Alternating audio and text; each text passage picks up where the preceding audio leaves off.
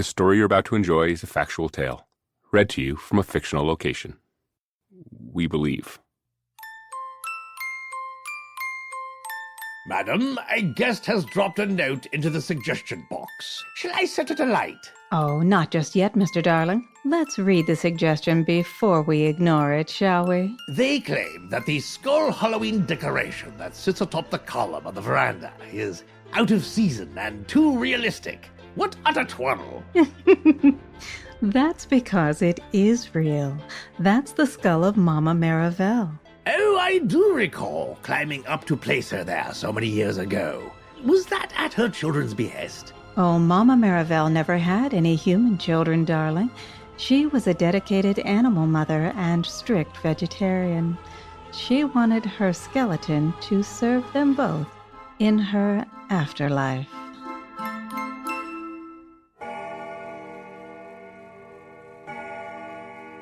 Welcome to the Midnight Library, my dear guests.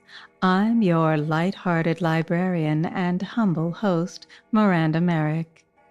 Please make yourselves comfortable as tonight's reading is about to begin. Those among you with a propensity to notice hands in both real life as well as their depiction in historical art may have gathered that they literally seem to hold a great deal of significance and power. As far back as 40,000 years ago, some of the first known artistic renderings made by early human hands actually depict human hands. These amazing artworks have been pristinely preserved by the cave systems in which they were discovered in areas such as France, Spain, and Argentina. The unmistakable shape of the human hand, with its opposing thumb and mountain-shaped outline of the accompanying 4 digits, was created on the cave walls by 2 rather obvious techniques. The artist either placed their palm into the pigment they'd made and then touched the cave wall to create a positive handprint, or they would place their clean palm against the cave wall and splatter the paint over the back of their hand. Most probably, the pigment was blown from their mouth, covering the placed hand in order to create a kind of negative or outline of the hand on the cave wall when they took their painted hand away. These thoughtful markings of our early ancestors are still on display for visitors today. Through this rich history, it is clear that hands in both reality and art can convey almost an infinite amount of information. We can even speak with our hands by forming letters and phrases if need be. We see them in art either attached to the body of the person shown, say a holy man delivering a blessing, as well as depicted detached to denote symbolism, as one might see on a Victorian tombstone or card, for example, a lady's hand extending a key. We see them as instruments of healing, as in a laying on of hands, as well as the opposite when they deliver a punch or the twist of your neck. I mean the neck. They signal in secret and curse without language. They keep the rhythm of life. They write, work, make, feed, build, and they break, maim, deface, and destroy. They calm and pet and heal and help. They claw and they tear. They stifle and they kill. They also stay firmly in our memories. Who among us doesn't know what their mother or father's hands look like? They curse and they carry. They birth and they bury.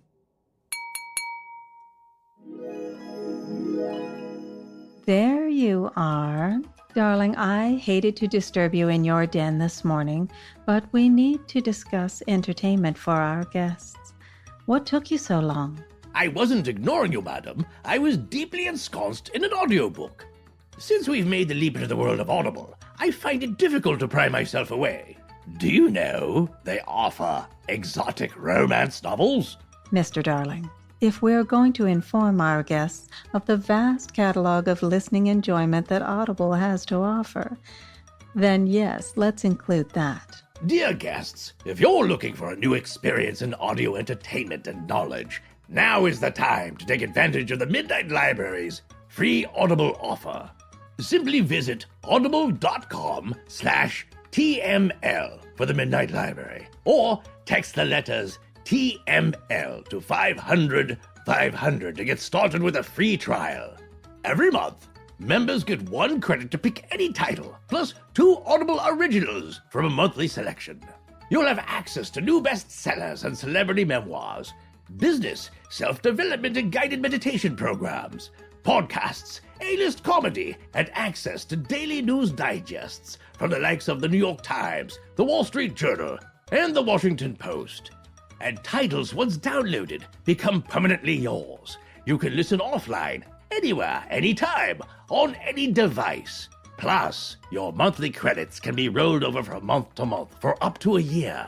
No one else has an offer like this. So, if you're uncertain of just what you'd like, you could save your credits and then invest them in the binging of something special, like the A Discovery of Witches series. I might suggest the Shifters Unbound series for the more adventurous among you. But rest assured, there is something for everyone. Go immediately to audible.com/TML or text TML to 500 500 to get started. Anyone who has held the hand of a loved one or shaken hands to seal a deal, or even landed a slap on a face that desperately needed resetting, knows the power of their own hands. But what if there was power left in the hands of the dead? In times not all that long past, such was the belief of some who believed in the power of the dead. They believed a dead man's hand had the power to perform magic that a living man's hand could not. The root of this belief, as far as anyone can speculate, may have begun in ancient Babylon with the Code of Hammurabi, almost 1,800 years before the Common Era. Hammurabi was the powerful and wise 6th king of Babylon, which is now modern Iraq. Well known down through Eastern history for his authoritative governing style, he became even more well-known worldwide when archaeologists unearthed his famed code in 1901, not quite 4,000 years later. The code, carved by human hands it may as well be said, was engraved in cuneiform text on a 7.5-foot tall stone pillar, which interestingly has a distinct finger-like appearance. The 282 laws described in the code spelled out for the people of the time the manner in which business should fairly be conducted, and justice should fairly be dealt out. The laws were plainly written and addressed such things as land ownership, the fulfillment of contracts regarding marriage, and the trading of goods and services, and the punishment of those who might break these contracts or commit out-and-out fraud, harm or damage, or theft against another's person or property. So, if you were responsible for a dam that broke and flooded a farmer's field, causing the ruination of his crop, you must simply compensate him for the value of the crop he had lost. Sounds perfectly just, yes? If you were a wife who wished to divorce your husband and provided believable testimony that you were neglected or poorly treated, no guilt was bore upon you, and you could leave the marriage and return to your father's home. Antiquated to say the least, but still fair. But if you somehow caused a person to lose his eye, your eye would then be poked out, or should we say in. I'm uncertain of how eye poking works. If you broke the bone of another person, the same bone of yours would then be broken. There's little detail as to how this tit-for-tat justice would be carried out, whether it be in turn by the person whom you had harmed or a member of the court, but one way or another, your eye was coming out. If for any reason you had struck your father, your hand was hewn off. And if by chance you were found guilty of robbery, depending on the nature of what you had stolen, you may lose your hand, or you were put to death. Hammurabi's commandments of justice might seem a bit harsh to some of us today, although there are still some locations throughout the modern world where such punishments are still doled out. Within Hammurabi's code and the laws of many Eastern lands, as well as the European nations, the act of committing a crime, especially with one's hands, was of particular interest and offense when it came to the law. The mantra was simply known: "He who does not keep the peace shall lose his hand." Medieval Europe was known for this policy. The lopping off of hands served as an effective theft deterrent in two ways. If you were missing your hand, people weren't likely to trust you to be in the proximity of anything of value. And the hands themselves were often placed on display as a clear warning to anyone contemplating the lifestyle of the thief. With all these disembodied hands about, it didn't take long for delusive stories to begin to be attached to them.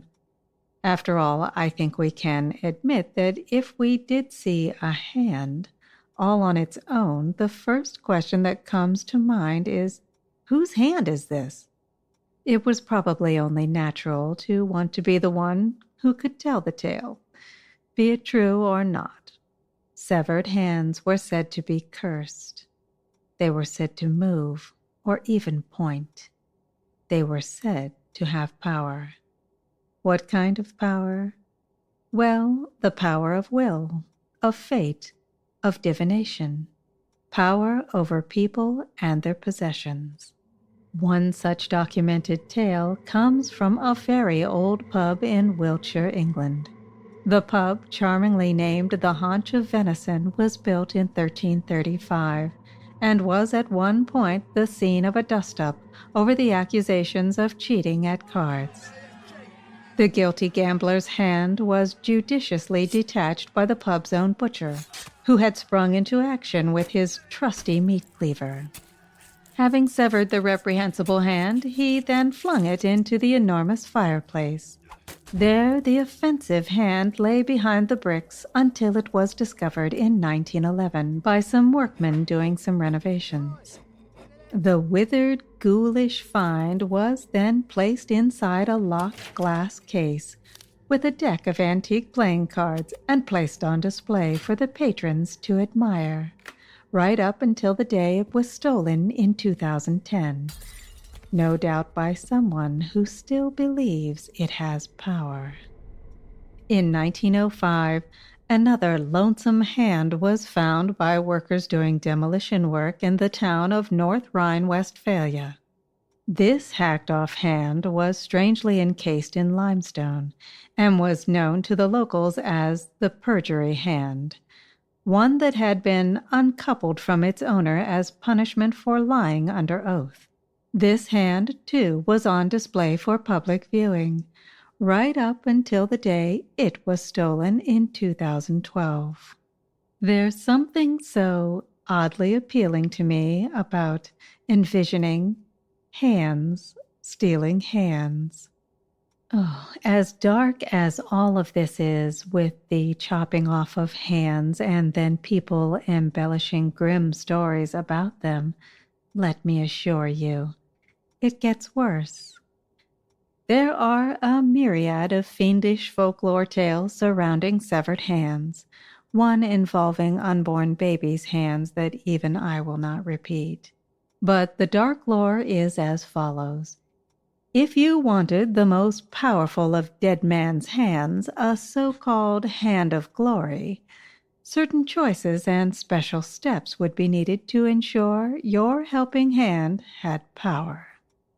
First, you must choose the right kind of hand. Don't expect that swiping your granny's withered old chicken-foot-looking hand would be of any use. You would need to find and cut loose the hand of a criminal that had just been hanged. The hand should be held upright by the fingertips so that any and all running blood could be squeezed from it. It would then be wrapped in shroud material and stuffed into a clay pot and packed with herbs, salts, and sometimes waxes and oils. After a fortnight of stewing in the thick mix, the hand should be unwrapped and allowed to bake in the noonday sun of the dog days until it is bone dry. If you had no sun but remained determined, the hand could be baked dry in an oven with a sprinkling of fern and vervain sage. Yum! Now the tricky bit. Your prepared hand is rumored to hold within it several powers you'll no doubt wish to employ, especially if you're up to no good, which apparently many people were in times long ago. The Hand of Glory is said to be able to stop anyone dead in their tracks the moment it is presented to them. To make this feature work, the fingers of the hand must be set alight. And according to age-old superstition, this requires the fat of the dead man the hand was initially cut from. So, always plan ahead is the lesson here, I suppose. The Hand of Glory could not only freeze a person stock still, it was said that it could unlock any lock and cast a spell over any sleeping person so effectively that they could not be awakened by any means, be it shouting or shaking them. On a moonless night on a lonely moor between two very distant towns, a single inn was the only hope of shelter for the travelers that made their way along the only road. Nearing nightfall, a frail knock was heard at the door, and the inn's maid was sent to answer it. There, shivering in the damp night air, was a smallish poor man who said he had no money for a room, but only asked to sleep on the floor near the fire. The innkeeper and his wife had pity on the man and granted him his meager spot on the condition that he should depart before the other guests awoke at dawn.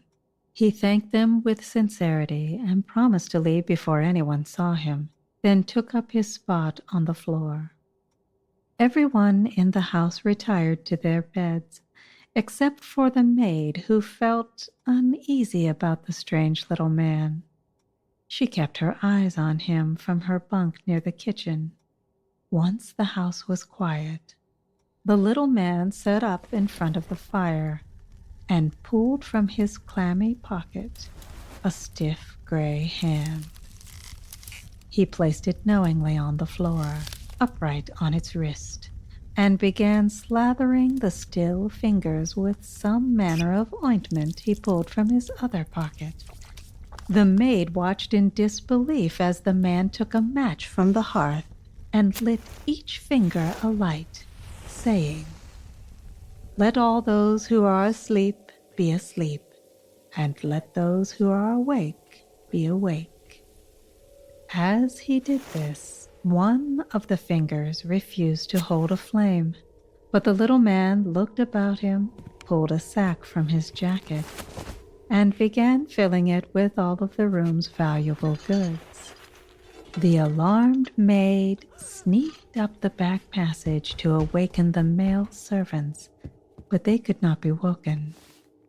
In fact, no matter how she pleaded and shook any of the sleepers, none of them came to. She dashed down the stairs, took up the flaming hand, and blew out the candle-like fingers, which all immediately relighted. The small man fled out the door with all he could carry, as the maid doused the hand into the cat's bowl of milk. The moment the flames went out, the entire household was awakened. The men of the house chased the heavily laden little thief out onto the moor and easily caught him. He was hanged the next day from a tall oak tree on the edge of the moor, and his hands were stolen.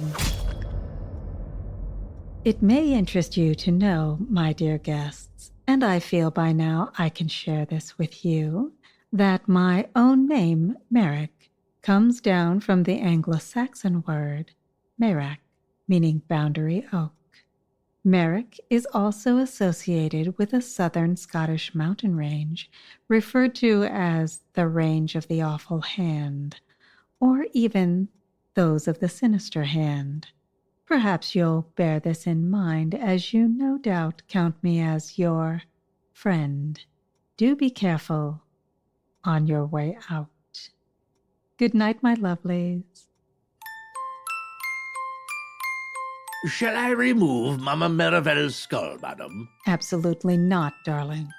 It was the woman's dying wish, and a pretty pair of blackbirds has passed through her eye sockets 100 times to build their nest.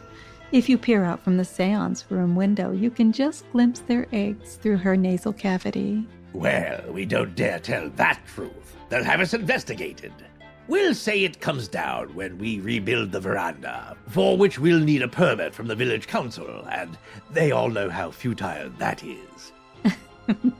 Good thinking, Mr. Darling. If they couldn't handle her skull being a birdhouse, I'm sure they wouldn't like to know that her bony hands are now salad tongs and her pelvis is a fruit bowl. Shh. The Midnight Library is co-produced by Tess Feifel and Astonishing Legends Productions and is edited by Sarah Voorhees-Wendell with music and sound design by Ryan McCullough. Special thanks to Miranda Merrick and Mr. Darling. No part of the show may be reproduced in any manner without express written consent. Copyright Astonishing Legends, all rights reserved.